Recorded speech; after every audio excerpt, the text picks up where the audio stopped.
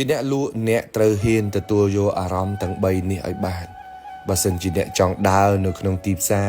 ដោយមិនមានការឈឺចាប់នៅថ្ងៃក្រោយនៅក្នុងសង្គមរស់នៅពេលដែលយើងយកគំរូគេជារឿងល្អប៉ុន្តែនៅក្នុងទីផ្សារបើសិនជាយើងយកគំរូគេហៅថាយើង copy គេហើយយើងប្រើរបៀបលក់ដូចគេ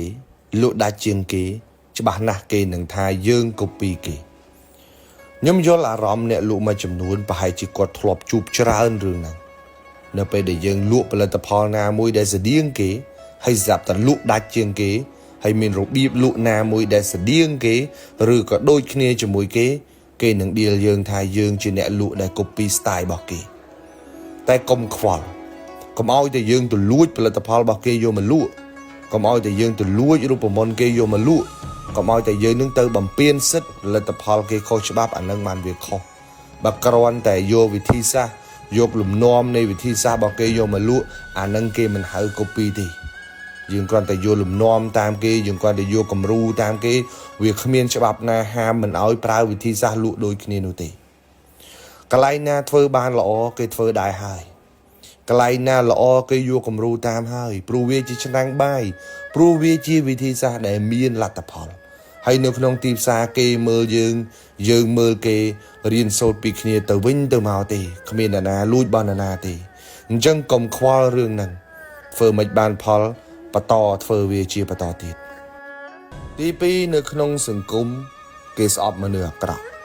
ប៉ុន្តែនៅក្នុងទីផ្សារគេអាចនឹងស្អប់មនុស្សដែលល្អជាងគេទៅវិញនៅក្នុងសង្គមគេបង្រៀនយើងថាយើងជាមនុស្សអាក្រក់យើងជាមនុស្សដែលខូចគេអត់សូវចូលចិត្តយើងទេប៉ុន្តែនៅក្នុងទីផ្សារវាផ្ទុយពីនឹងបន្តិច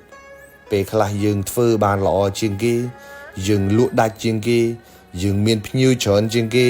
យើងខ្លាយជាមនុស្សដែលគេមិនចូលចិត្តក៏ថាបានដែរតែកុំខ្វល់មនុស្សល្អទេវតាតាមថែអ្នកលក់ល្អភ្ញៀវតាមការពារគូប្រជែងស្អប់យើងវាគ្រោះថ្នាក់តិចតួចណាស់ប៉ុន្តែបើសិនជាភ្ញៀវស្អប់យើងអានឹងអាលាយខ្លួនយកតែម្ដងគេស្អប់យើងជារឿងរបស់គេស្រឡាញ់យើងជារឿងរបស់គេតែសំខាន់យើងទៅច្បាស់ខ្លួនឯងថារឿងដែលយើងកំពុងធ្វើនឹងជារឿងដែលត្រឹមត្រូវ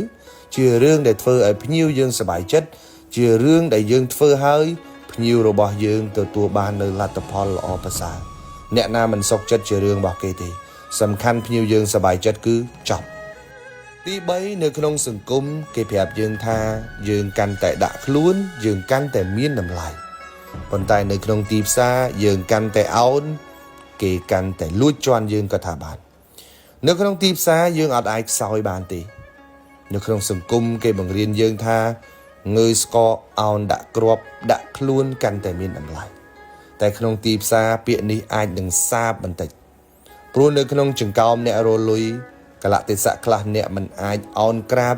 ឬបង្ហាញពីភាពទន់ខ្សោយរបស់អ្នកបានទេពេលណាត្រូវតបគឺតបពេលណាត្រូវការពារខ្លួនគឺការពារខ្លួនពេលណាត្រូវបកស្រាយដាច់ខាតត្រូវតែបកស្រាយរឿងណាគួរបង្ហាញគឺត្រូវតែបង្ហាញនៅក្នុងទីផ្សារគឺខ្សត់មโนសញ្ចេតនាបន្តិចហើយ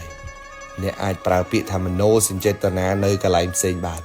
ប៉ុន្តែនៅក្នុងទីផ្សារពេលខ្លះ1គឺ1 2គឺ2មិនច្បាស់គឺដួលជាអ្នកលក់អ្នកត្រូវហ៊ានទទួលយកអារម្មណ៍ទាំង3នេះឲ្យបានបើសិនជាអ្នកចង់ដើរនៅក្នុងទីផ្សារដោយមិនមានការឈឺចាប់នៅថ្ងៃក្រោយ